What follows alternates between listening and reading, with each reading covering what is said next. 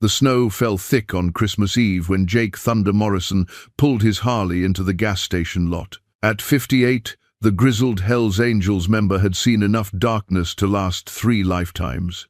But nothing prepared him for what he witnessed behind the building, a small figure hunched over a dumpster, tiny hands desperately searching through garbage in the bitter cold. The little girl couldn't have been more than 7, her threadbare coat offering little protection against the December wind. Jake's weathered heart, scarred by decades of poor choices and lost relationships, felt something stir that he thought had died long ago. He approached slowly, not wanting to frighten her. What happened next would shatter everything Jake thought he knew about his past. The truth about this child would force him to confront the biggest mistake of his life and change both their destinies forever. But who was this little girl, and why did her eyes look so familiar? Before we jump back in, tell us where you're tuning in from, and if this story touches you, make sure you're subscribed, because tomorrow I've saved something extra special for you.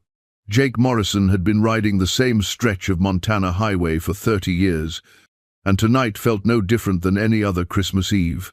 The Harley's engine rumbled beneath him like a faithful beast, its chrome pipes cutting through the winter silence. At 58, Jake had long since stopped believing in Christmas miracles or second chances. His trailer sat on the outskirts of Millfield, a town small enough that everyone knew everyone else's business. The Hells Angels patch on his leather vest marked him as an outsider, though most folks had grown accustomed to his presence over the decades. He kept to himself, paid his bills on time, and never caused trouble unless trouble found him first. The leather wallet in his back pocket held more weight than money these days. Tucked behind his driver's license was a photograph so worn the edges had turned soft as fabric. Sarah, his daughter, smiled back at him from her high school graduation, the last time they'd spoken with anything resembling love. She'd been 18 then, full of dreams and disappointment in equal measure. Disappointment in him. Jake's marriage to Linda had crumbled under the weight of his demons. Vietnam had left scars that alcohol couldn't heal and anger couldn't burn away. When he'd traded his army fatigues for Hells Angels leather, Linda had given him an ultimatum: choose the club or choose his family. In his stubborn pride, he'd chosen wrong. The memory still stung like winter air against exposed skin. Sarah had tried to bridge the gap between her parents, but Jake's pig-headedness had pushed her away too. He'd missed her wedding, the birth of any grandchildren she might have had, and eventually her funeral 3 years ago. A heart attack at 35, the lawyer had said over the phone. No next of kin listed except a daughter. That daughter would be about 7 now. Jake had reached for the bottle that night and hadn't stopped drinking for 2 weeks. His biker brothers had eventually dragged him out of his self-destructive spiral, but the guilt remained a constant companion. Somewhere out there, his granddaughter was growing up without knowing she had a grandfather who thought about her every single day. The gas station appeared ahead, its neon sign flickering against the snow. Jake needed cigarettes and coffee for the long night ahead. Christmas Eve meant the bars would be full of people pretending to be happy, and home meant facing the ghost of every Christmas he'd ruined or missed. He pulled into the lot, the Harley's engine ticking as it cooled. Through the window, he could see Mrs. Chen behind the counter, probably working late so her employees could spend Christmas with their families. The woman had immigrated from Taiwan 20 years ago and built this place from nothing through sheer determination. Jake respected that kind of grit. The wind carried more than snow tonight. It carried the weight of regret, the echo of choices that couldn't be undone, and the faint hope that maybe, just maybe, redemption wasn't entirely beyond reach. Jake had stopped believing in God around the same time he'd stopped believing in himself, but something about this particular Christmas Eve felt different. As he walked toward the store, his boots crunched through fresh powder. The sound reminded him of Sarah as a little girl, making snow angels in their front yard while Linda watched from the kitchen window. Before the war had changed him, before his pride had destroyed everything worth fighting for. The tattered Christmas card in his wallet had arrived 7 years ago, postmarked from Denver. He'd never opened it, too afraid of what forgiveness might look like written in his daughter's handwriting. Too proud to admit he'd been wrong about everything that mattered. The card had yellowed with age, but Jake carried it everywhere, a reminder of the man he could have been if he'd chosen differently. Tonight, walking across this snowy parking lot toward a convenience store on Christmas Eve, Jake Morrison had no idea that his life was about to change forever. He had no way of knowing that behind the building, in the shadow of a rusted dumpster, fate was waiting for him in the form of a little girl who shared his daughter's eyes. The bell above the door chimed as he entered, and Mrs. Chen looked up with a tired smile. Outside, the snow continued to fall, covering the world in a blanket of white that made everything look clean and new, even when it wasn't. The dog tags hung heavy against Jake's chest, hidden beneath layers of leather and flannel. Most people saw the Hells Angels patch and assumed he'd been trouble his whole life, but the truth was more complicated. Before the motorcycle and the Brotherhood of Outlaws, Jake Morrison had been Staff Sergeant Morrison, 1st Infantry Division, Republic of South Vietnam. The transition from soldier to civilian had been like jumping from a moving train. One day, he was leading men through jungle hellscapes where survival depended on split-second decisions and absolute trust, and the next, he was expected to care about lawn maintenance and neighborhood barbecues. The skills that kept him alive in combat hypervigilance, controlled aggression, the ability to sleep light and wake ready for violence, made him a poor fit for suburban tranquility. Linda had tried to understand. She'd read books about combat stress and attended support groups for military wives, but understanding and living with the reality were different things.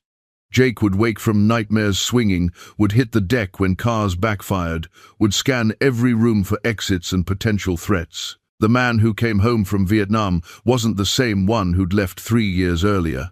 The Hells Angels had offered something the civilian world couldn't, a brotherhood that understood the weight of violence, the burden of loyalty, and the comfort found in structured chaos.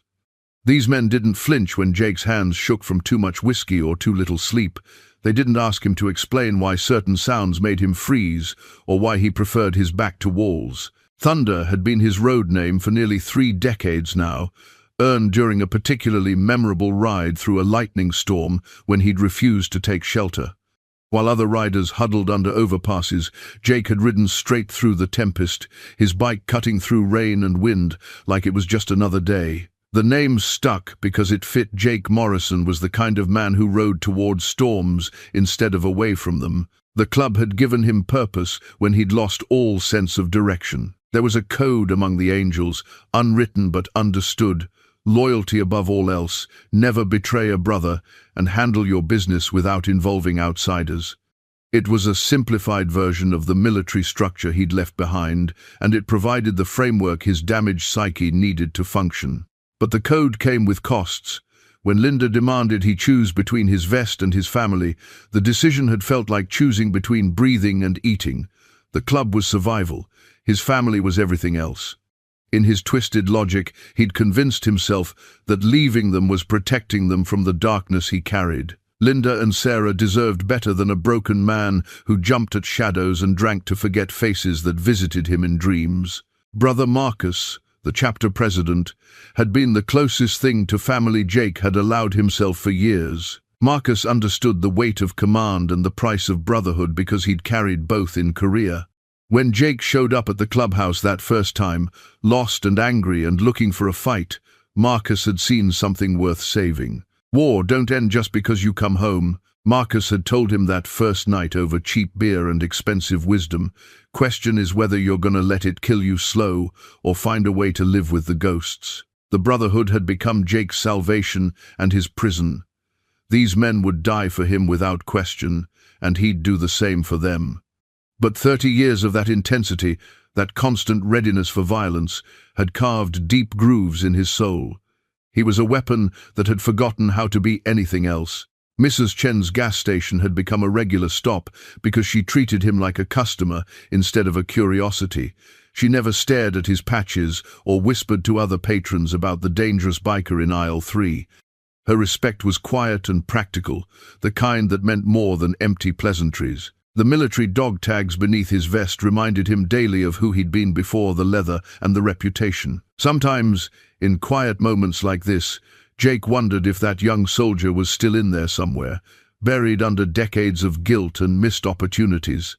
Tonight, walking into the warm glow of the convenience store, he had no way of knowing he was about to find out. The familiar weight of the tags against his chest felt heavier than usual, as if they were pulling him toward something he couldn't yet see. Behind the building, in the darkness beyond the parking lot lights, destiny waited in the form of a small girl who would remind him that soldiers were supposed to protect the innocent, not just survive the war. Jake pulled out his father's pocket watch, a habit he'd developed whenever he needed to think. The hands had stopped at 11:47, frozen at the exact moment he'd made the decision that changed everything. He'd been holding it the night he chose the Hells Angels over his family, and something about the finality of that choice had broken more than just his marriage. His father had carried this watch through 2 wars and 30 years of railroad work. Time keeps moving whether you're ready or not. The old man used to say, question is whether you're moving with it or getting left behind. Jake had been getting left behind for most of his adult life, but tonight felt different. The little girl behind the dumpster couldn't have weighed more than 50 pounds, soaking wet. Her clothes hung loose on her small frame, and her dark hair was matted against her head from snow and neglect. She moved with the careful precision of someone who'd learned to be invisible, her tiny hands methodically searching through trash with the efficiency of long practice. Jake's chest tightened as he watched her work. She wasn't panicking or crying like most children would. This wasn't her first time surviving on scraps and hope. The realization hit him like a physical blow. This child had been taking care of herself for far longer than any 7-year-old should have to. He approached slowly, his heavy boots announcing his presence in the fresh snow. The girl looked up sharply, ready to bolt like a startled deer. Her eyes were wide and dark, holding too much knowledge for someone so young. Those eyes stopped Jake in his tracks because he'd seen them before, in photographs and mirrors and dreams he tried to forget. "Hey there, little one," Jake said softly, his voice rougher than he intended. "You okay?" The girl didn't answer, just stared at him with a mixture of fear and desperate calculation. She was weighing her options, run and risk losing whatever shelter the dumpster provided, or trust a stranger who looked like he belonged in her nightmares. Jake could see her making the same survival calculations he'd learned in Vietnam. "I'm not gonna hurt you," he continued, crouching down to make himself less imposing. "You hungry?" The girl's stomach answered before she could, a low rumble that made her wrap her arms around her middle in embarrassment. Jake's heart broke a little more. When was the last time this child had eaten a real meal? "My name's Jake," he said, staying crouched. "What's yours?" "Emma," came the whispered reply, so quiet he almost missed it. Emma. The name hit him like thunder, echoing in his memory. Sarah had mentioned that name in one of her few letters, back when she was still trying to bridge the gap between them. Her daughter's name was Emma. Jake forced himself to stay calm, to not let the recognition show on his face. This couldn't be the same Emma. His granddaughter would be living somewhere safe, with family or friends who cared about her. She wouldn't be digging through garbage on Christmas Eve in the middle of nowhere, Montana. But those eyes, dark brown with flecks of gold, exactly like Sarah's, exactly like his own. "Emma's a pretty name," Jake managed to say. "You been out here long?" The girl shrugged, a gesture that tried to convey indifference but only highlighted her vulnerability. "A while," she said, her voice barely above a whisper. Jake looked around the parking lot, noting the absence of any adults who might be responsible for this child. No frantic parents searching, no authority figures asking questions.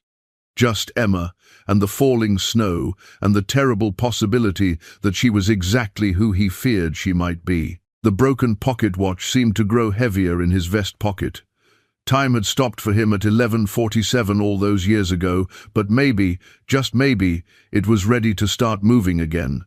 Maybe this Christmas Eve, in a gas station parking lot with a little girl who shared his daughter's eyes, Jake Morrison could finally stop running from the clock. "Tell you what, Emma," he said, his decision crystallizing like the ice forming on his breath. "How about we get you something warm to eat? Mrs. Chen makes pretty good hot chocolate, and it's too cold to be out here without a coat that fits." Emma looked at him for a long moment, and Jake saw something shift in her expression. Not trust, Exactly, but a willingness to take a calculated risk. It was a look he recognized from his own mirror, the expression of someone who'd learned that sometimes the dangerous choice was the only choice left. Mrs. Chen looked up from her magazine when the bell chimed, her weathered face breaking into a surprised smile when she saw Jake enter with a small child. The security camera above the door had been recording everything for the past 20 minutes, though Jake didn't think about that detail yet. Later, that footage would become crucial evidence of Emma's abandonment and his choice to help. "Mr. Morrison," Mrs. Chen said warmly, her accent still thick after 2 decades in Montana. "And who is this little angel?" Emma pressed closer to Jake's leg, overwhelmed by the sudden warmth and bright lights of the store.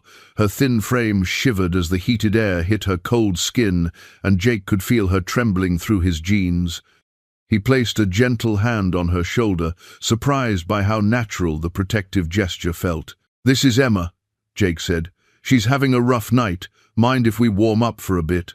Mrs. Chen's sharp eyes took in Emma's condition immediately: the too large coat, the dirty face, the way she held herself like someone expecting disappointment. Without a word, the older woman came around the counter and crouched down to Emma's level. "You like hot chocolate, sweetie?" Mrs. Chen asked gently. "I have some in the back, real good kind with little marshmallows." Emma nodded hesitantly, and Mrs. Chen bustled away, muttering in Mandarin about children being out in weather like this. Jake guided Emma toward the back of the store, away from the windows, where she might feel safer.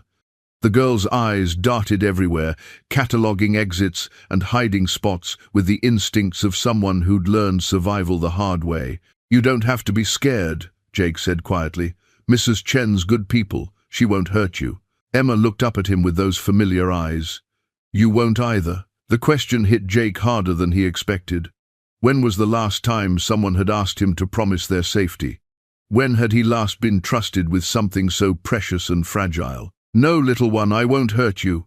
Mrs. Chen returned with a steaming cup and a sleeve of crackers, setting them on the counter within Emma's reach. The child climbed onto a stool and wrapped her small hands around the warm cup, inhaling the sweet steam like it was the best thing she'd ever experienced. Jake watched her drink, noting the way she held the cup like it might disappear if she let go. Everything about her spoke of deprivation and careful rationing. She ate the crackers slowly, savoring each bite instead of wolfing them down despite her obvious hunger. Someone had taught her to make food last. "Emma," Jake said carefully, "where's your family? Your mama or daddy?" The girl's face closed off immediately, and she stared into her hot chocolate like it held answers she wasn't ready to share. "Gone," she whispered finally. "Gone where?" "Just gone." Mrs. Chen caught Jake's eye and shook her head slightly, sensing the child's distress. She pulled a candy cane from the Christmas display and handed it to Emma with a gentle smile. The girl's face lit up with wonder, as if she'd never received such a simple gift. Jake's throat tightened. Sarah used to look the same way when he'd bring her treats from his construction jobs, back when he was still the kind of father who remembered to do such things. Before the war and the drinking and the anger had made him forget how to be gentle. "Mrs. Chen," Jake said quietly, "I need to make a phone call. Can you keep an eye on Emma for a minute?" The older woman nodded, already moving to engage Emma in conversation about the candy cane flavors. Jake stepped outside into the cold, pulling out his cell phone with hands that shook slightly. He had Brother Marcus on speed dial, muscle memory from years of late-night emergencies. "Thunder? What's going on?" Marcus answered on the second ring. "I need a favor," Jake said. "No questions asked, at least not yet." "You got it, brother. What do you need?" Jake looked through the window at Emma, who was showing Mrs. Chen something from her pocket with shy pride. "I need to know about legal stuff. Like, if someone found a kid who needed help, what would happen if they called social services on Christmas Eve?" The pause on the other end lasted long enough for Jake to worry.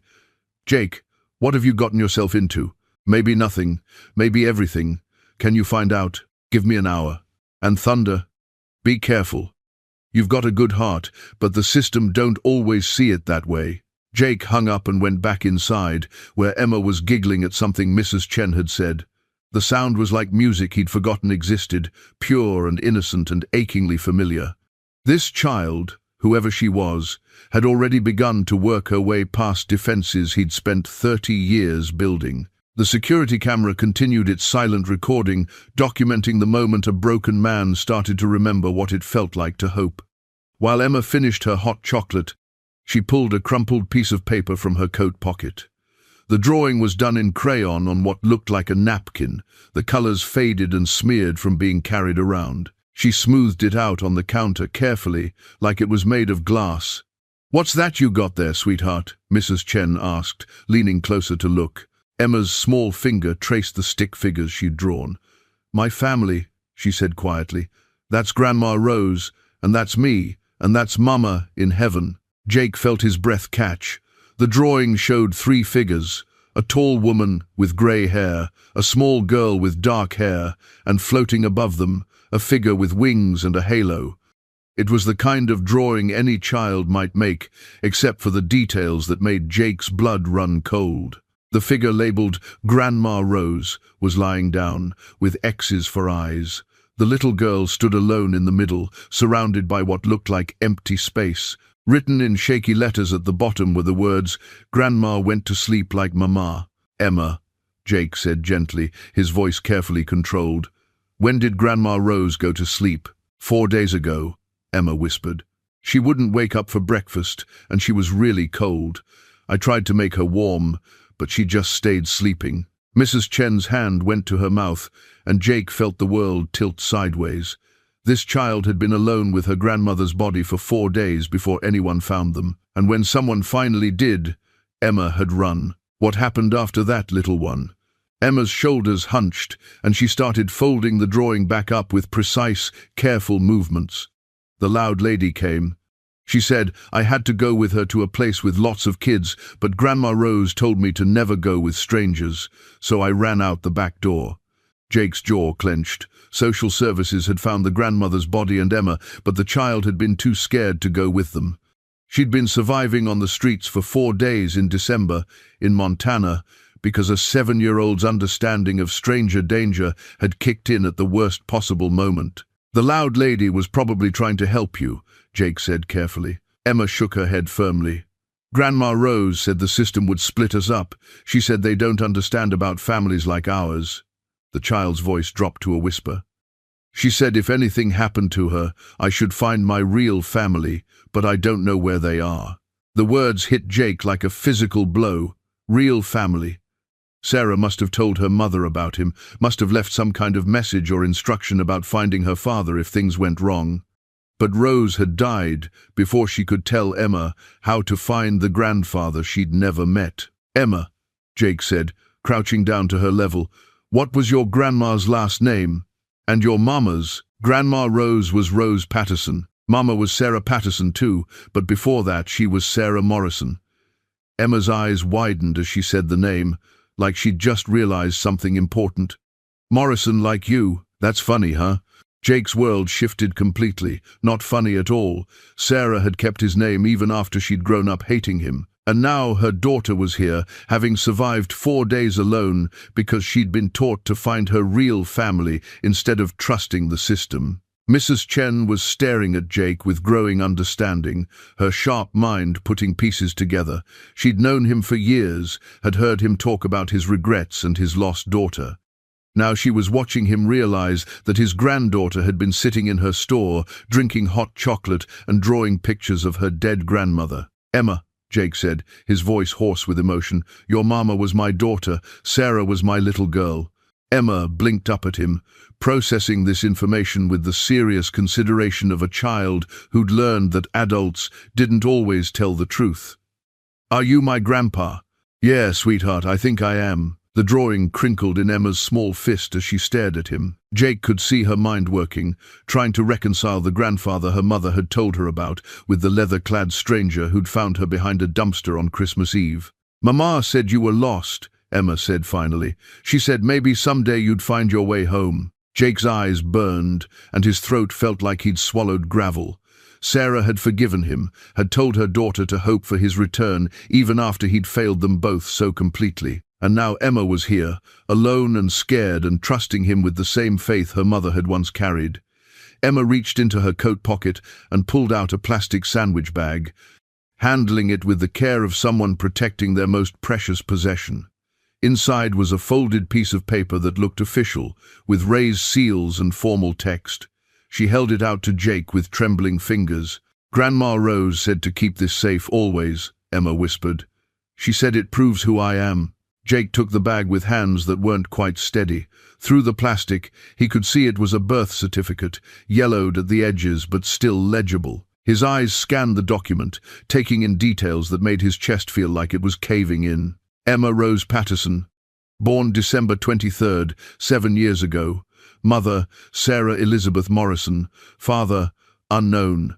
But it was the emergency contact information that stopped Jake's heart completely. Listed in Sarah's careful handwriting was Jacob Morrison, grandfather, along with an address that was 30 miles from where they sat right now.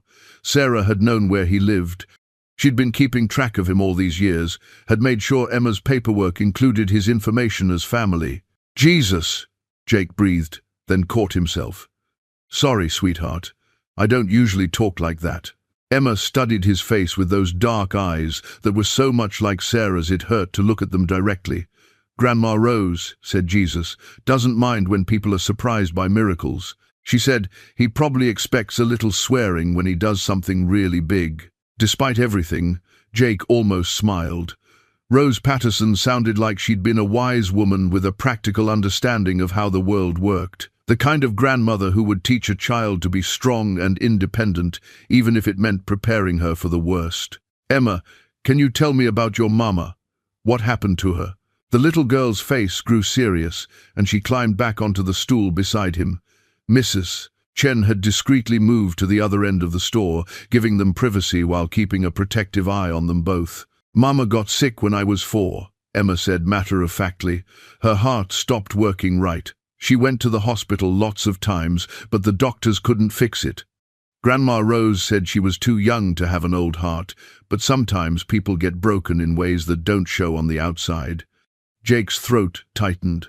Sarah had inherited his family's history of heart problems, something he'd passed down along with his dark eyes and stubborn streak. If he'd been in her life, maybe he could have helped her get better care. Could have been there during the hospital visits and the frightening nights when a 4-year-old didn't understand why Mama couldn't breathe properly. "Before Mama went to heaven, she made me promise to remember that I have a grandpa who loves me even if he can't show it good. She said you were lost but not gone, and that love doesn't disappear just because people make mistakes." The words hit Jake like physical blows. Sarah had spent her final years teaching her daughter to forgive him, to hold space for a grandfather who'd abandoned his family out of pride and fear. Even dying young with a broken heart, she'd been a better parent than he'd ever managed to be. "Grandma Rose tried to find you after Mama died," Emma continued. "She said the address Mama wrote down was old, and when she called the phone number, it just made beeping sounds. But she kept trying because she said family is supposed to take care of family." Jake pulled out his phone and stared at the number he'd changed 2 years ago when telemarketers had driven him crazy. Rose Patterson had been trying to reach him, trying to connect him with his granddaughter, and he'd been unreachable because he couldn't be bothered with inconvenient phone calls. How many times had Rose called that disconnected number? How many messages had she left for a grandfather who might never call back? She'd been trying to honor Sarah's final wishes while raising a grieving child on a fixed income, and Jake had been completely oblivious to it all. "I'm sorry I was hard to find," Jake said quietly. "I'm sorry I wasn't there when your mama was sick, and I'm sorry you and Grandma Rose had to take care of everything by yourselves." Emma nodded solemnly, like she was accepting an apology she'd been waiting years to hear. "Grandma Rose said sorry is just a word unless you do something different next time." Jake looked at this wise, brave little girl who'd survived losses that would break most adults and made a decision that felt like stepping off a cliff. "Then I guess I better start doing things different, shouldn't I?" Jake's trailer had never felt smaller than it did now, with Emma standing in the doorway looking around with the careful assessment of someone who'd learned not to trust new places too quickly. He fumbled for the light switch, suddenly aware of how the place must look to a 7-year-old. Sparse, masculine, and completely unprepared for a child. "It's not much," Jake said, his voice rougher than he intended. "But it's warm and dry." Emma nodded politely, the way children do when they're trying not to hurt adult feelings. She kept her small backpack clutched tight against her chest, unwilling to let down her guard even in the face of safety. Jake disappeared into his bedroom, pulling out the shoebox he kept on the top shelf of his closet. His hands shook slightly as he lifted the lid, revealing photographs he hadn't looked at in months. Most were of Sarah at various ages, but there at the bottom was his old high school yearbook from 1985. He found Sarah's senior picture on page 127, and his heart nearly stopped. The resemblance between mother and daughter was unmistakable, but it was more than just physical features. There was something in Sarah's eyes in this photo, a combination of hope and determination that he now recognized in Emma's face. "Emma," he called softly, "can you come here for a minute?" The little girl appeared in his doorway, still wearing her too large coat. Jake patted the bed beside him, and after a moment's hesitation, she climbed up and settled against the pillows. "I want to show you something," Jake said, opening the yearbook to Sarah's picture. "This is your mama when she was 18, right before she graduated high school." Emma's eyes went wide, and she reached out to touch the photograph with reverent fingers. "She looks like me," she whispered. "She sure does. You've got her eyes and her smile." Jake's voice caught slightly, "and her stubborn chin." Emma giggled, the first truly carefree sound she'd made since he'd found her. "Grandma Rose said I was stubborn like my mama. She said it wasn't always a bad thing, as long as I was stubborn about the right stuff." Jake turned the page, showing Emma other photos from Sarah's high school years. There she was in the drama club, at prom with some boy Jake couldn't remember, accepting an award for academic achievement. All moments he'd missed because his pride had been more important than his daughter's milestones. "She was smart," Emma said, studying a photo of Sarah with a stack of books. "Grandma Rose said Mama could have been anything she wanted, but she chose to be my mama instead, because that was the most important job in the world." The words hit Jake harder than any accusation could have. Sarah had given up opportunities to raise her daughter alone, had made sacrifices he was only beginning to understand, and she'd done it all while carrying the knowledge that Emma had a grandfather who was too stubborn to be part of their lives. "Your mama wrote me letters," Jake admitted, closing the yearbook carefully. "I never answered them, but I kept every one. I was too proud and too scared to write back, but I read them all." Emma looked at him with those serious dark eyes. "What did they say?" Jake was quiet for a long moment, remembering Sarah's careful handwriting on notebook paper, her attempts to bridge a gap that seemed to widen with each passing year. "They said she missed me. They said she wanted me to meet you. They said she loved me even when I wasn't very good at loving her back. Do you still have them?" Jake nodded, then got up and pulled out another box from under his bed. Inside were dozens of letters, cards, and even a few photographs Sarah had sent over the years. He'd never thrown away a single piece of correspondence from his daughter, even when reading them hurt too much to bear. Emma's eyes grew wide as she saw the collection. "That's a lot of letters. Your mama never gave up on me, even when she probably should have." Jake's voice was thick with emotion. "She kept writing, even when I never wrote back. She sent pictures of you when you were little, told me about your first words and your first steps." Emma reached into the box and pulled out a photograph of herself as a toddler, grinning toothlessly at the camera while covered in what looked like birthday cake. On the back, in Sarah's handwriting, it said, "Emma's second birthday. Wish you were here, Dad." "I remember this," Emma said softly. "Mama made me a princess cake, and I got frosting everywhere." Jake stared at the photo, realizing that he'd been carrying pieces of Emma's childhood with him all along, too afraid to let himself feel the connection that had always been there. Emma's backpack contained more than Jake had expected from a child living on the streets. Along with her few clothes and the precious birth certificate, she had a manila folder that she handled with the same care as her other treasures. Inside were medical records dating back to her birth, meticulously organized by someone who understood the importance of documentation. "Grandma Rose kept all my doctor papers," Emma explained, spreading them out on Jake's kitchen table. "She said if anything happened to her, whoever took care of me would need to know about my medicine." Jake's stomach dropped as he scanned the records. Emma had been born with a mild heart condition, the same genetic predisposition that had eventually killed Sarah. The papers detailed regular cardiology appointments, medication schedules, and careful monitoring of her condition.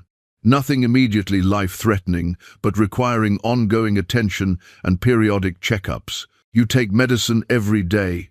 Jake asked, trying to keep his voice calm. Emma nodded, pulling a small pill bottle from her backpack.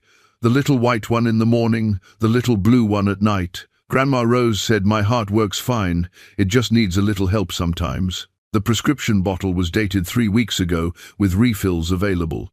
Rose Patterson had been managing Emma's medical care right up until her death, ensuring her granddaughter had everything she needed. The attention to detail spoke of a woman who'd learned to navigate medical systems and advocate for a child with special needs. Jake examined the papers more carefully, noting the cardiologist's name and the detailed notes about Emma's condition. The doctor had written extensive comments about the importance of maintaining medication compliance and regular monitoring, especially during periods of stress or major life changes. "Emma, when was your last doctor visit?" 2 months ago.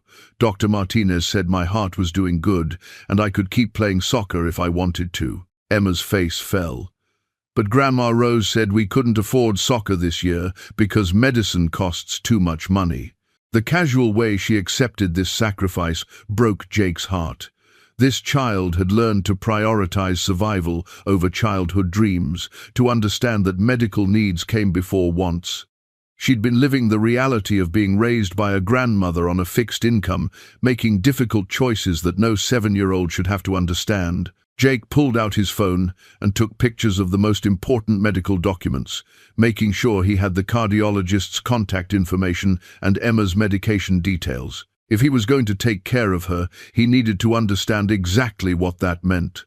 "We'll make sure you keep taking your medicine," Jake said firmly, "and we'll call Dr. Martinez after Christmas to set up your next appointment." Emma looked at him with surprise, like she hadn't expected him to understand the importance of her medical care. "It costs a lot of money," Grandma Rose said. "Insurance doesn't pay for everything." "Don't you worry about money, sweetheart. That's not your job." The medical records painted a picture of a child who'd been well cared for despite financial constraints.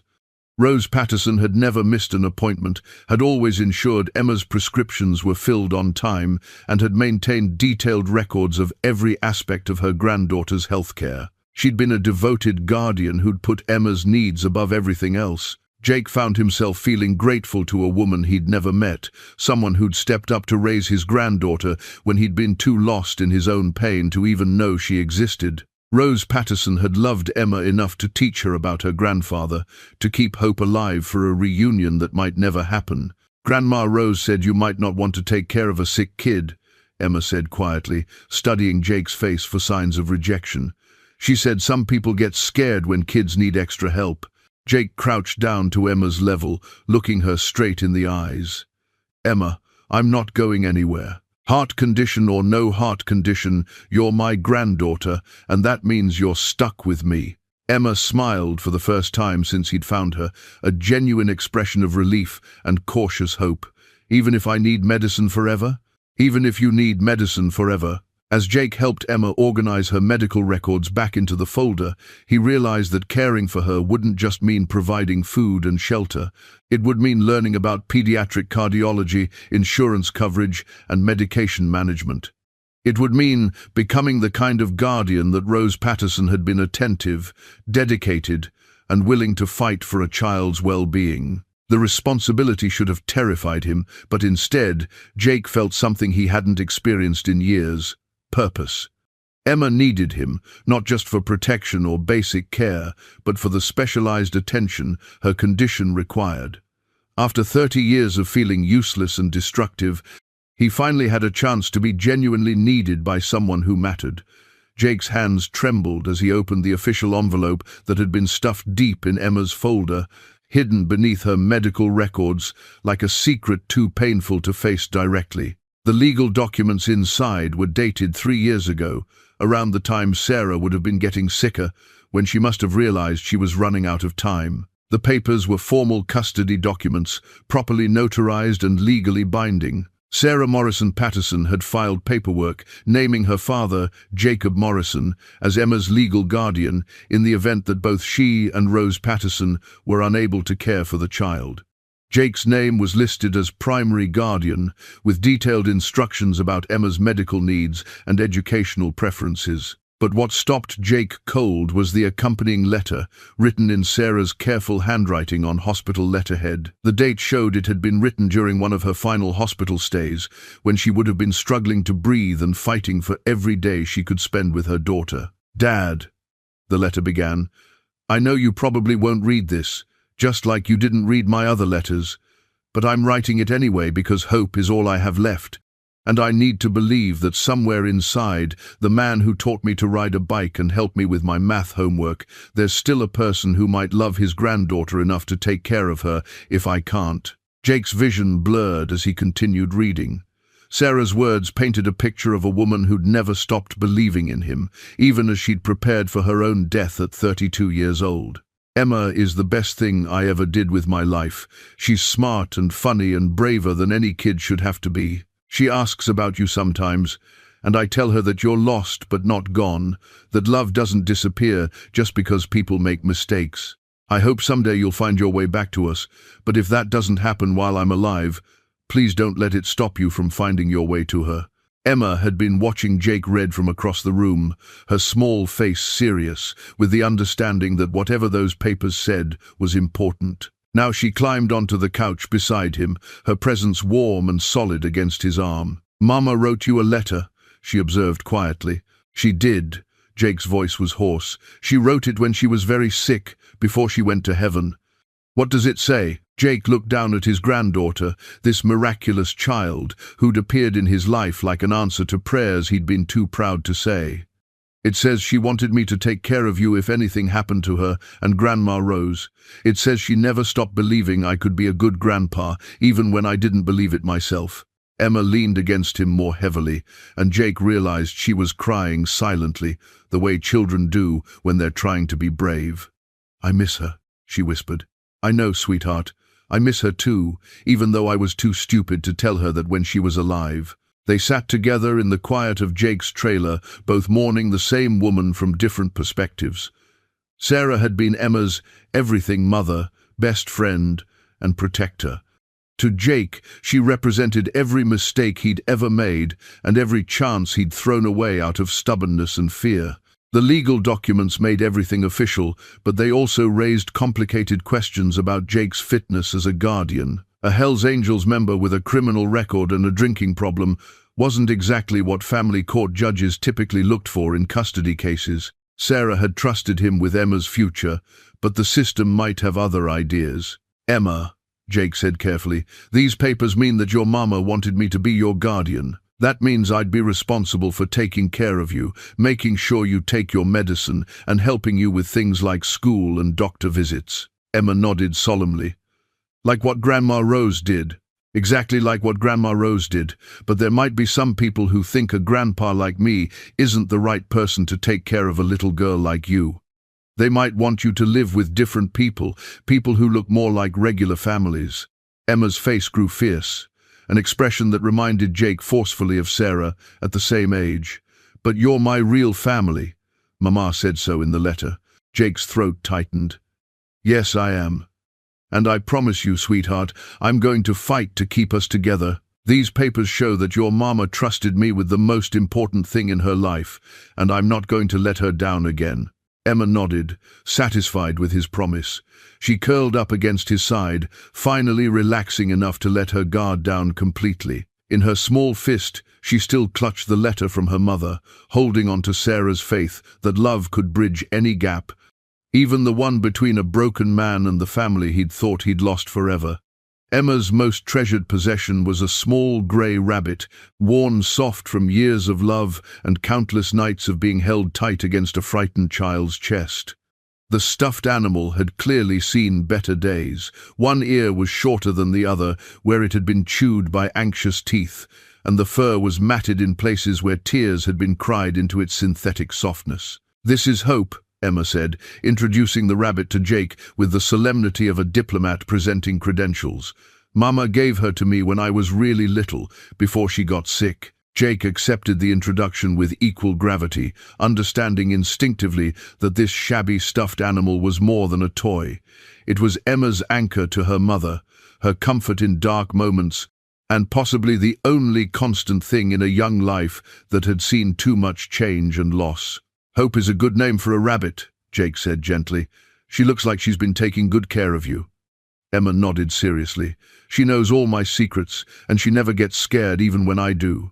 Mama said, "Hope would always be with me, even when Mama couldn't be." As Emma settled Hope on the couch between them, she began to share memories that poured out like water through a broken dam. Stories about her mother that Jake had never heard. Moments of joy and struggle that painted a picture of Sarah as a parent devoted, creative, and determined to give her daughter a childhood full of love, despite their circumstances. "Mama used to read to me every night," Emma said, stroking Hope's matted fur.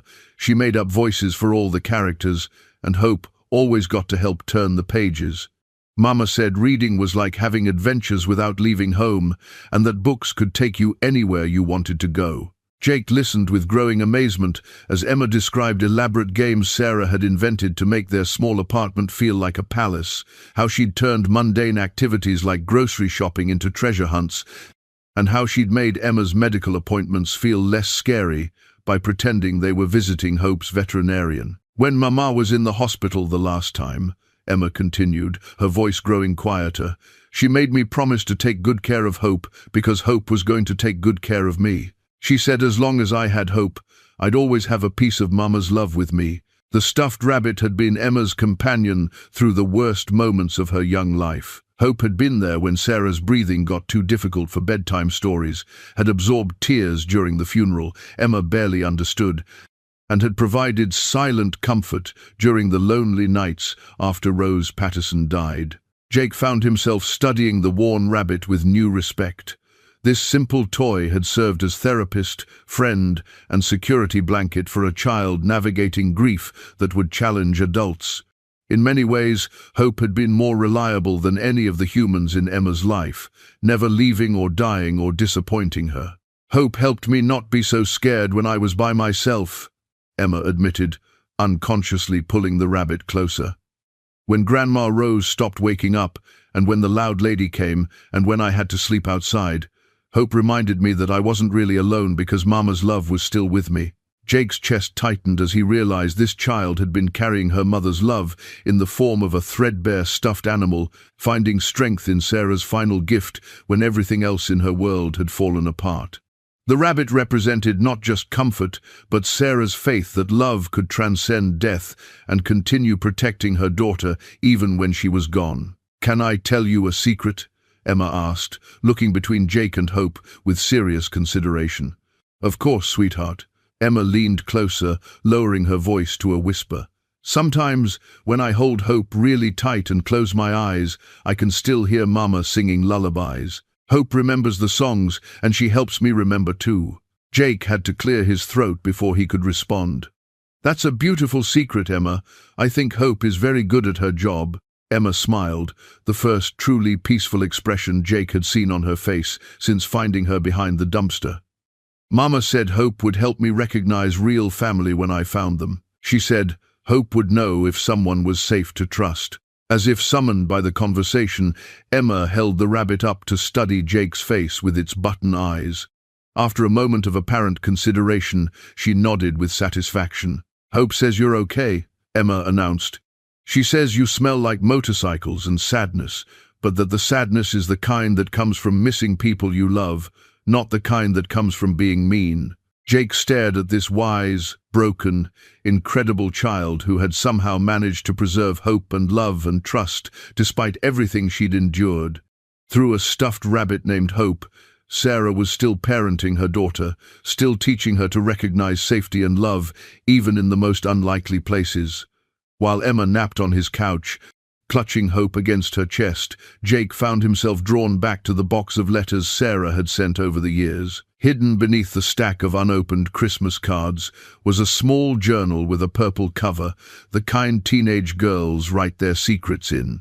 The pages were filled with Sarah's handwriting, chronicling her thoughts and feelings during the final months of her life. Jake hesitated before opening it, knowing that reading his daughter's private thoughts felt like an invasion of privacy. But Emma was his responsibility now, and understanding Sarah's hopes for her daughter might help him figure out how to be the grandfather she'd believed he could become. The first entry was dated just after Emma's 4th birthday, when Sarah's heart condition had begun to worsen significantly. "Emma asked me today why I get so tired just from walking to the mailbox," Sarah had written. "I told her that sometimes people's hearts work too hard and need extra rest, but I don't think she really understands. How do you explain mortality to a 4-year-old? How do you prepare your child for the possibility that you might not be there to see her grow up?" Jake's hands trembled as he turned the pages, each entry revealing more of his daughter's inner struggle. Sarah had been terrified not of dying, but of leaving Emma alone. Every doctor's appointment, every medication adjustment, every sleepless night had been colored by her desperate need to live long enough to see her daughter safely into adulthood. "I dream about Dad sometimes," one entry read. "In the dreams, we're all together, me, Emma, and him. He's teaching her to ride a bike the way he taught me, with infinite patience and those steady hands that could fix anything. I wake up crying because I know it's just wishful thinking, but I can't stop hoping that maybe someday he'll want to know his granddaughter." The entries painted a picture of a woman who'd never stopped loving her father despite his absence, who'd spent precious energy during her illness trying to imagine ways to reconnect their broken family. Sarah had researched Jake's address, had driven past his trailer multiple times without stopping, had drafted dozens of letters she'd never sent because she'd been afraid of rejection. "Emma talks about wanting a grandpa like the other kids at daycare," Sarah wrote. "She sees how Mr. Peterson picks up his grandson every Friday, how they go fishing and share ice cream cones, and she asks why she doesn't have a grandpa too. I tell her she does have one, he just lives far away, but I don't know if that's comfort or cruelty at this point." Jake had to set the journal down, overwhelmed by the weight of what he'd missed. While he'd been nursing his pride and his pain, Sarah had been raising his granddaughter with stories about him, keeping his memory alive for a child who deserved to know her family. Emma's unprompted acceptance of him wasn't just natural resilience, it was the result of Sarah's deliberate effort to preserve their connection despite his absence. The most heartbreaking entries came from Sarah's final weeks, when she'd known with certainty that she was running out of time. "I wrote Dad a letter today and actually mailed it," one entry read. "I know he probably won't respond, he never has before, but I needed to try one more time. Emma deserves to know her grandfather, and maybe if something happens to me, he'll find a way to step up for her even if he couldn't do it for me."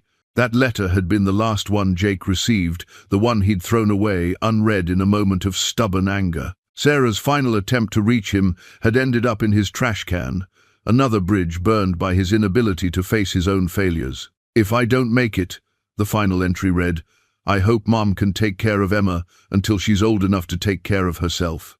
But if something happens to Mom too, I pray that Dad will remember how to love someone more than he loves his own pain. Emma is the best part of both of us, and she deserves a chance to know where she comes from." Jake closed the journal carefully, understanding now that Emma's presence in his life wasn't an accident or a burden, it was the culmination of Sarah's final act of faith. Even dying, his daughter had believed in his capacity for redemption strongly enough to bet her child's future on it. The purple journal held more than memories. It contained Sarah's blueprint for hope, her detailed map of how love could survive, abandonment and forgiveness could transcend death. Emma hadn't just inherited her mother's eyes and stubborn chin, she'd inherited Sarah's unshakable belief that family could overcome any obstacle, even the one between a broken father and the daughter who'd never stopped believing he could heal. The next morning, Jake pulled out his motorcycle repair manual from under a stack of bills on his kitchen table. The book was dog-eared and stained with oil, its pages marked with handwritten notes and modifications he'd discovered over 30 years of working on bikes. Emma watched with fascination as he opened to a chapter about basic engine maintenance. "Want to learn about motorcycles?" Jake asked, patting the chair beside him. Emma's eyes lit up with the first genuine excitement he'd seen from her. "Really?" Mama said motorcycles were too dangerous for little girls. "Well, Mama was right about riding them when you're little," Jake said carefully. "But understanding how they work, that's just good sense. Every person should know something about engines and tools." Emma climbed onto the chair and leaned against his arm, studying the detailed diagrams with intense concentration. Her small finger traced the lines showing how pistons moved and how spark plugs fired, asking questions that demonstrated an intelligence that reminded Jake powerfully of Sarah at the same age. "Why does this part move up and down?" Emma asked, pointing to the piston diagram. "That's what creates the power," Jake explained, surprised by how natural it felt to teach her. "The piston moves down, sucks in fuel and air, then moves up and squishes it tight. Then the spark plug makes a little explosion that pushes the piston back down, and that's what makes the wheel turn." Emma nodded seriously, absorbing the information like a small scientist. "So, it's like the engine is breathing and sneezing at the same time." Jake laughed, the sound rusty from disuse. "That's actually a pretty good way to think about it, sweetheart. Breathing in fuel, sneezing out power." They spent the morning going through different sections of the manual, with Jake explaining basic principles of mechanics, while Emma asked increasingly sophisticated questions. She had Sarah's curiosity and attention to detail, but there was something else there too, a practical intelligence that could see how things fit together. "Can I help you fix a motorcycle someday?" Emma asked, her voice hopeful. "I don't see why not. There's always something that needs fixing around here." As if summoned by his words, the sound of approaching Harleys filled the air outside. Emma tensed immediately, her small body going rigid with the hypervigilance of a child who'd learned that loud noises often meant danger. Jake placed a protective hand on her shoulder. "It's okay, sweetheart. Those are my friends coming to check on us." Brother Marcus appeared at the door first, his massive frame filling the doorway as he knocked. Behind him stood Tommy Wrench Rodriguez and Eddie Ghost Patterson, three of the most intimidating men in the county. Emma pressed closer to Jake, clearly terrified by their appearance. "Thunder," Marcus said, his voice gentler than usual as he spotted Emma. "Heard you had some company." Jake made quick introductions, watching in amazement as these hardened bikers transformed their demeanor completely in the presence of a frightened child. Marcus crouched down to Emma's level, his voice soft and non-threatening. "You must be Emma," he said. "Your grandpa told us about you. I'm Marcus, and I've been looking out for your grandpa for a long time." Emma studied Marcus's face with those serious dark eyes, apparently seeing something there that reassured her. "Are you in the same club as Grandpa Jake?" "That's right, we're family, just like you and your grandpa are family." Tommy, who normally had the vocabulary of a sailor and the temper of a wolverine, sat down at the kitchen table and started asking Emma about the motorcycle manual, his voice careful and encouraging. Within 20 minutes, she was explaining piston movement to three of the most dangerous men in Montana, her initial fear replaced by the confidence that came from having something interesting to share. "Kid's got a good head for mechanics," Eddie observed, genuinely impressed. "Picks things up fast." Jake felt a surge of pride that surprised him with its intensity. These men had been his family for 3 decades, and their acceptance of Emma felt like a benediction. They understood, without needing explanation, that this child was now under their protection. "We brought some things," Marcus said quietly, gesturing toward their bikes. "Figured a little girl might need stuff that an old bachelor doesn't have lying around." The things turned out to be a bag of children's clothes in various sizes, toys, books, and groceries that would last a week. His brothers had pooled their resources to help him prepare for sudden parenthood, understanding that Emma's welfare was now a club priority. As Emma showed Tommy how the spark plug diagram worked, Jake realized that the motorcycle repair manual had become more than a teaching tool. It was the bridge between his old life and his new one, a way to share his knowledge and passion with the granddaughter who might be the key to fixing everything he'd thought was permanently broken. 3 days after Christmas, Emma surprised Jake by presenting him with something she'd been working on in secret. Using supplies that Marcus had brought, construction paper, glue, and crayons, she'd created a Christmas ornament unlike anything Jake had ever seen. The ornament was made from a paper plate painted silver, with cutout shapes glued around the edges to look like motorcycle parts. In the center, Emma had drawn a picture of two figures standing beside a Harley Davidson, a tall man with a beard and a small girl holding hands. Above them, she'd written in careful block letters, "Grandpa Jake and Emma's first Christmas." "I made it for you," Emma said shyly, holding out the ornament with hands that trembled slightly with nervous excitement. "Mama used to say Christmas ornaments help you remember the good times, so when next Christmas comes, you can look at it and remember when we found each other." Jake's throat closed completely as he accepted the gift. The ornament was crooked and amateur, the kind of craft project that most adults would smile at politely before tucking away in a drawer. But to Jake, it represented something miraculous, proof that this child saw their meeting as a beginning rather than an ending, a moment worth commemorating and treasuring. "Emma, this is the most beautiful thing anyone's ever made for me," Jake said, his voice rough with emotion. "Really?" Emma's face lit up with pure joy. "I wasn't sure if you liked Christmas stuff. Grandma Rose said some people think decorations are silly."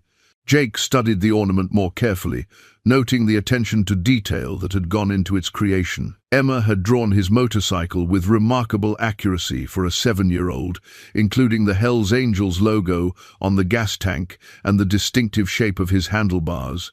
She'd also added small touches that showed how carefully she'd been observing him, his worn leather jacket, his graying beard, even the way he stood with one hand in his pocket. "I haven't had a real Christmas in a long time," Jake admitted, "but this year feels different." Emma nodded solemnly. "That's because we're family now. Holidays are better when you have family." They spent the afternoon hanging the ornament on the small tree that Marcus had insisted on buying, even though Jake had protested that he didn't need Christmas decorations. Emma directed the placement with the serious concentration of an interior designer, making sure her creation was positioned where they could both see it from the couch. "Next year, we can make more ornaments," Emma said, settling beside Jake to admire their handiwork. "Maybe one for Hope, and one that looks like your motorcycle, and one for Mama, so she can be part of Christmas too." The casual way Emma planned for their future together hit Jake harder than any declaration of love could have. This child had already accepted him completely, was already building traditions that assumed he would be part of her life permanently.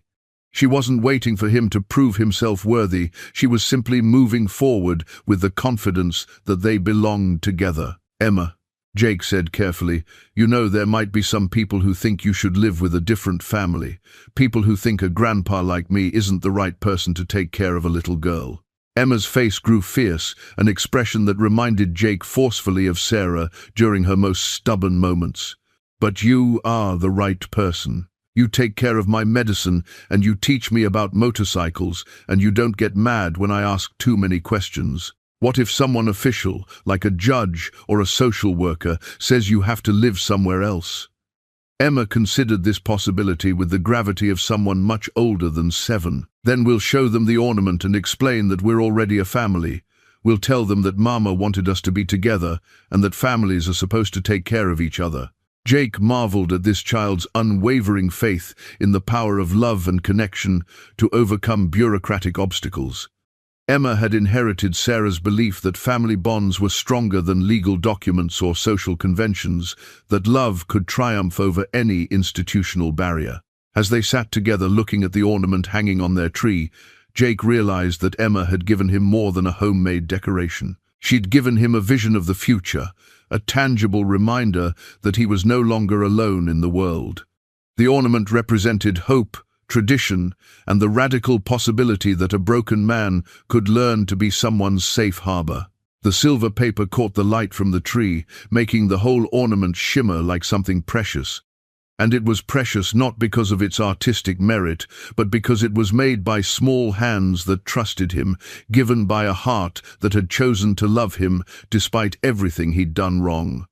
Emma's first Christmas ornament would hang on his tree every year for the rest of his life. A reminder of the moment when redemption had arrived, wearing a too large coat and carrying a stuffed rabbit named Hope.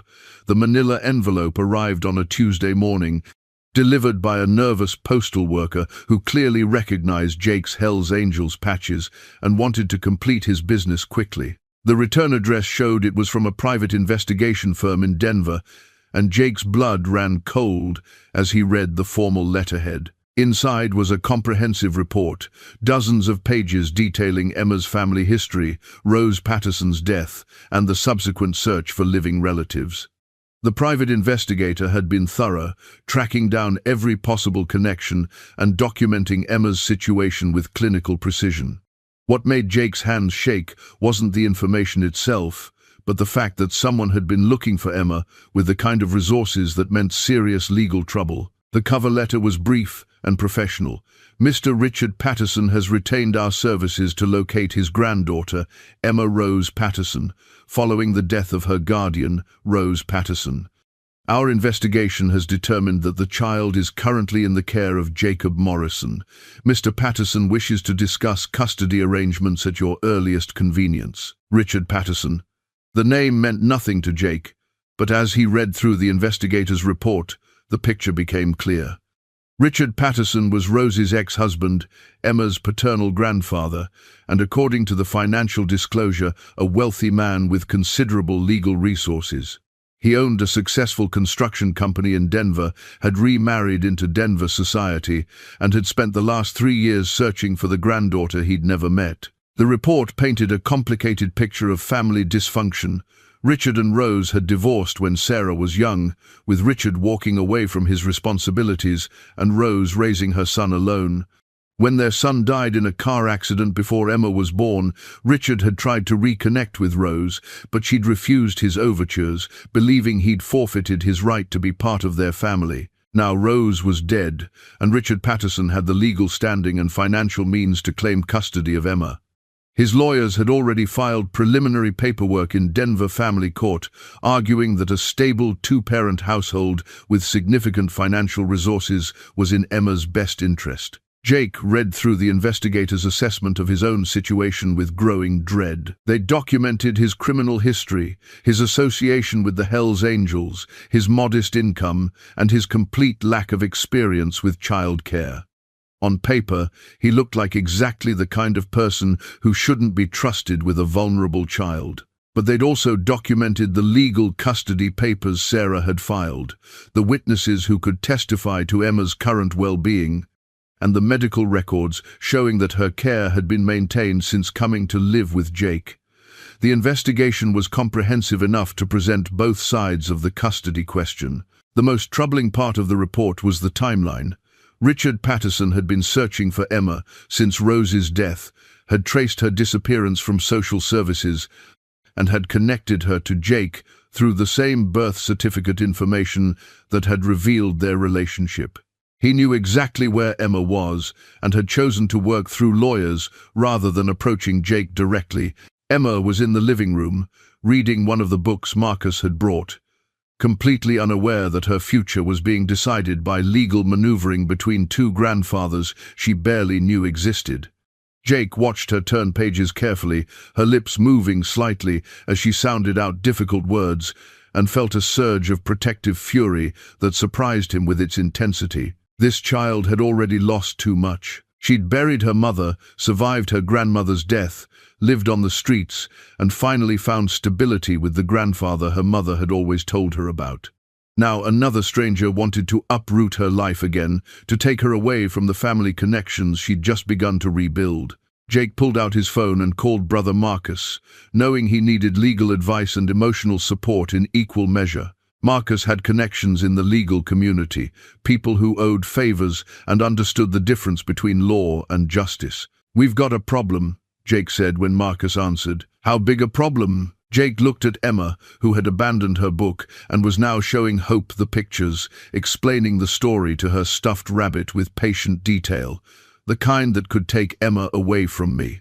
The private investigator's report lay spread across his kitchen table like evidence in a trial that hadn't started yet. Richard Patterson had money, lawyers, and a compelling case for why Emma would be better off in Denver with people who could give her opportunities Jake never could. But Jake had something Richard Patterson didn't: Sarah's blessing, Emma's trust, and 30 years of hard-won wisdom about what it meant to fight for family. The battle for Emma's future was about to begin, and Jake Morrison was prepared to discover just how far a grandfather would go to protect the granddaughter who'd saved his life by letting him save hers. The DNA test results arrived exactly 1 week after Richard Patterson's lawyers had demanded genetic confirmation of all family relationships. Jake had submitted to the test willingly, confident that it would prove his connection to Emma and strengthen his custody case. What he hadn't expected was the second page of results that turned everything he thought he knew upside down. Richard Patterson arrived that same afternoon, driving a black Mercedes that looked out of place in Jake's trailer park. He was a tall, well-dressed man in his 60s, with silver hair and the kind of confident bearing that came from a lifetime of success. Jake watched through his window as Patterson sat in his car for several minutes, clearly gathering courage for a conversation he'd been dreading. Emma was napping on the couch, exhausted from a morning of playing with the neighborhood cats that had adopted her as their new favorite human. Jake stepped outside to meet Patterson on neutral ground, the DNA results folded in his back pocket like a loaded weapon he wasn't sure how to use. "Mr. Morrison," Patterson said, extending a hand that Jake reluctantly shook. "Thank you for agreeing to see me." "Didn't figure I had much choice," Jake replied. "Your lawyers made it pretty clear this was happening whether I cooperated or not." Patterson had the grace to look embarrassed. "I apologize for the legal pressure. I was desperate to find Emma, and I was afraid that if I approached you directly, you might disappear with her." Jake studied the man's face, looking for signs of the entitled rich person he'd expected to meet. Instead, he saw exhaustion, grief, and something that looked remarkably like his own desperate love for Emma. "Why now?" Jake asked. "Why start looking for her after all these years?" Patterson's composure cracked slightly. "Because I'm an old fool who spent 30 years being too proud to admit I was wrong. When Rose died and I realized Emma was alone, I finally understood what I'd lost by walking away from my family." The admission hit Jake like a physical blow because it was exactly what he might have said about his own relationship with Sarah. These two men had more in common than either wanted to acknowledge. "I got the DNA results this morning," Jake said, pulling out the papers. "Before we talk about custody, there's something you need to know."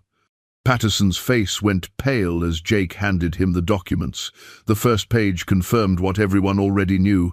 Jake Morrison was genetically related to Emma as her maternal grandfather. But the second page revealed something impossible. Richard Patterson was listed as genetically related to Emma through her father's line, but the relationship wasn't grandfather to granddaughter. According to the DNA analysis, Richard Patterson was Emma's father. "That's impossible," Patterson whispered, staring at the results with shaking hands. "Emma's father was my son, David. He died in a car accident before she was born." Jake felt the pieces clicking together with sickening clarity. "Unless David wasn't your son." The truth hung between them like a live wire, dangerous and electric. Richard Patterson had raised a boy he'd believed was his biological child, had mourned him as a son, and had spent years searching for a granddaughter who was actually his daughter. "My wife," Patterson said, his voice barely audible. "Rose had an affair." Jake pulled out the investigative report that had detailed the Patterson family history. "Says here that Rose and your wife were friends before you married her. Says Rose worked as a housekeeper for your family during the early years of your marriage." The implications were devastating. Rose Patterson hadn't just been Richard's ex-wife, she'd been the mother of his child, a child he'd never known was his. David Patterson, the son he'd raised and lost, had been conceived during what must have been a brief affair between Richard and Rose. "Emma isn't your granddaughter," Jake said quietly. "She's your daughter, and she's also my granddaughter, which means—" "Sarah and David were half-siblings," Patterson finished, his face grey with shock. "Emma is connected to both of us through blood, but in completely different ways than we thought." The revelation reframed everything about Emma's identity and their custody battle. She wasn't just caught between two grandfathers fighting over her future, she was the biological daughter of a man who'd been searching for her without knowing the truth about their relationship. Patterson stared at the DNA results as if they might change if he looked long enough. "Rose knew," he said finally. "She knew David was mine, and she never told me. She let me believe Emma was my granddaughter when she was actually my daughter." Jake felt a surge of sympathy for this man, whose life had just been turned upside down by genetic truth. The question is, what do we do with this information? Emma's been through enough without learning that her whole family history is more complicated than anyone imagined. The signed custody agreement sat on Jake's kitchen table like a peace treaty between two warring nations. After 3 weeks of negotiation, legal consultation, and careful consideration of Emma's best interests, both men had come to an arrangement that neither had expected, but both could live with. Richard Patterson had withdrawn his petition for sole custody, recognizing that uprooting Emma from the stability she'd found with Jake would cause more harm than good. Instead, they'd crafted a shared custody arrangement that honored Emma's existing bonds while giving her access to opportunities that Richard's resources could provide. The document was comprehensive, covering everything from living arrangements to medical care to educational decisions. Emma would continue living with Jake in Montana, but would spend summers and major holidays with Richard and his wife Margaret in Denver. Richard would handle college savings and major medical expenses, while Jake maintained day-to-day parenting responsibilities. Most importantly, they'd agreed to tell Emma the truth about her parentage gradually, in age-appropriate ways that wouldn't overwhelm her with information she wasn't ready to process. The focus would remain on love and stability rather than the complicated genetics that had brought them all together. "I never thought I'd be co-parenting with a Hells Angels member," Richard admitted, reviewing the agreement one final time before signing. "I never thought I'd be sharing my granddaughter with the man who turns out to be her father," Jake replied. "But Emma's been through enough upheaval. This has to be about what's best for her, not what's comfortable for us." The custody hearing was scheduled for the following Monday, more of a formality now that both parties had reached an agreement. Judge Patricia Hernandez had a reputation for putting children's interests above adult convenience, and their lawyers were confident she'd approve the arrangement. Emma had been carefully prepared for the hearing without being told all the complex details. She knew that Richard was another grandfather figure who wanted to be part of her life, and that the judge needed to make sure she was safe and happy with Jake. The simplified version was easier for a 7-year-old to understand and less likely to cause anxiety. "Will I still live here with you?"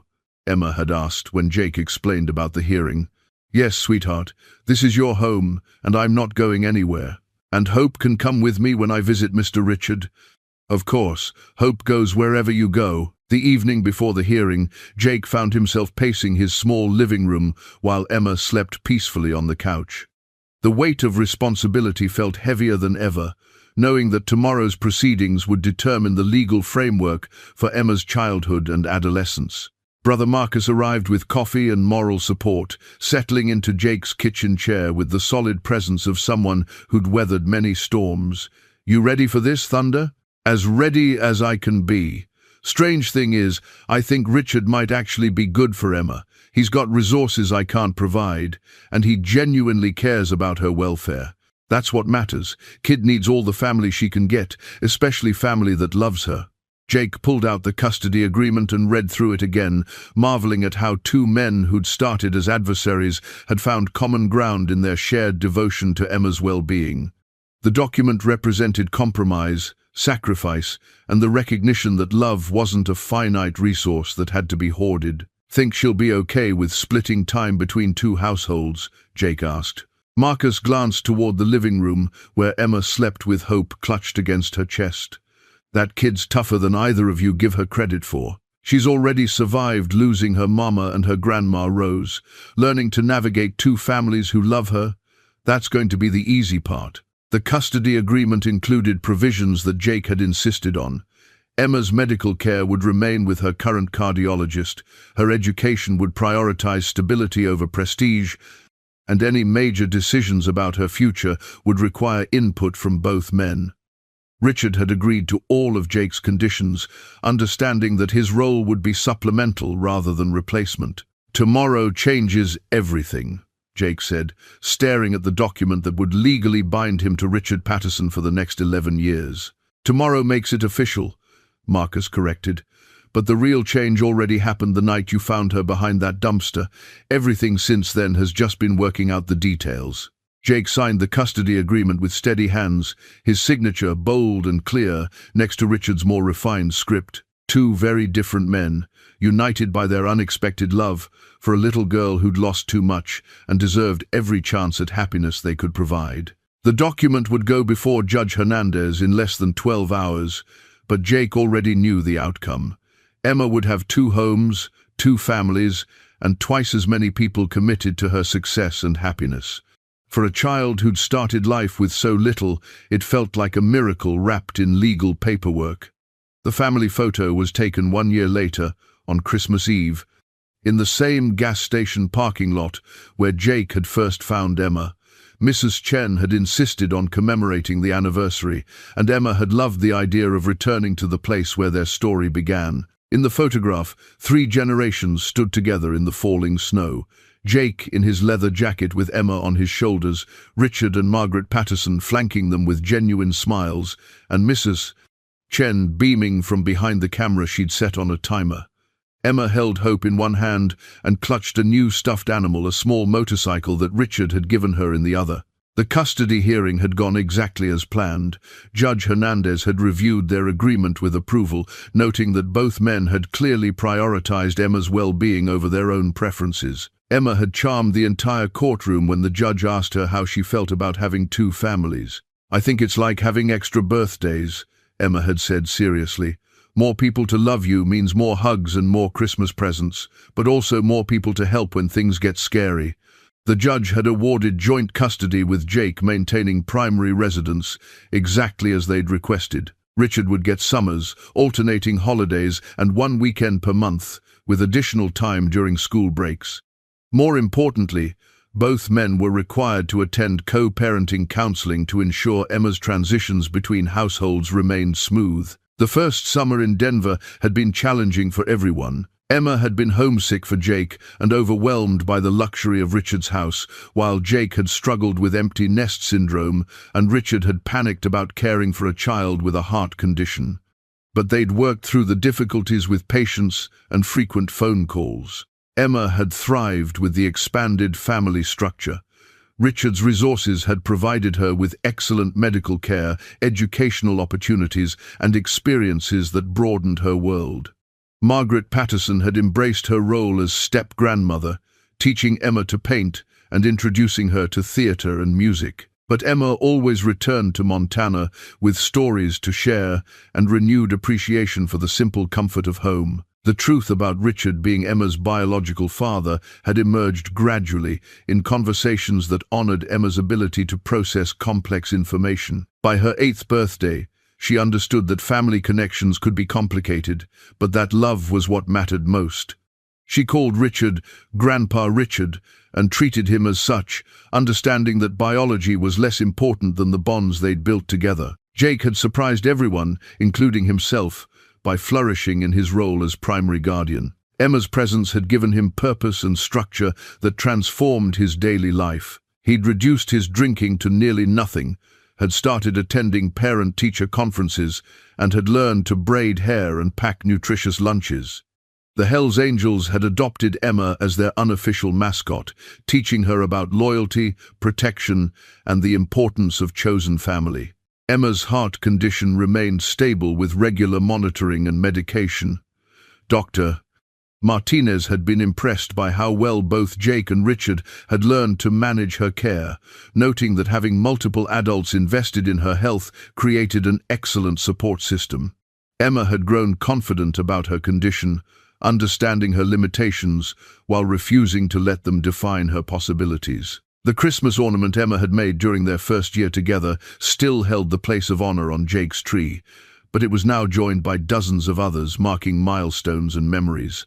Each ornament told part of their story. Emma's first day of school, her successful completion of a junior motorcycle safety course, family vacations to places she'd only read about in books. Standing in the gas station parking lot where it all began, Jake marveled at how much had changed in 12 months. The angry, broken man who'd stopped for cigarettes and coffee had been replaced by someone who understood that redemption came through service to others, that love could heal wounds that seemed permanent, and that family could be found in the most unexpected places. "Make a wish, Grandpa Jake," Emma said, pointing at the falling snow. "Grandma Rose used to say that Christmas Eve snow carries wishes straight to heaven." Jake closed his eyes and made the same wish he'd been making for a year, that he would be worthy of the trust Emma and Sarah had placed in him, that he would continue growing into the grandfather Emma deserved, and that this miraculous second chance would last for all the Christmases to come. When he opened his eyes, Emma was grinning at him with snow in her hair and joy lighting her face. The family photo would capture this moment perfectly, not just the image, but the love, hope, and unshakable bond that had transformed them all. Christmas Eve would always be their anniversary, the night when a lost grandfather and a frightened little girl had found each other and learned that some broken things could be made stronger in the healing.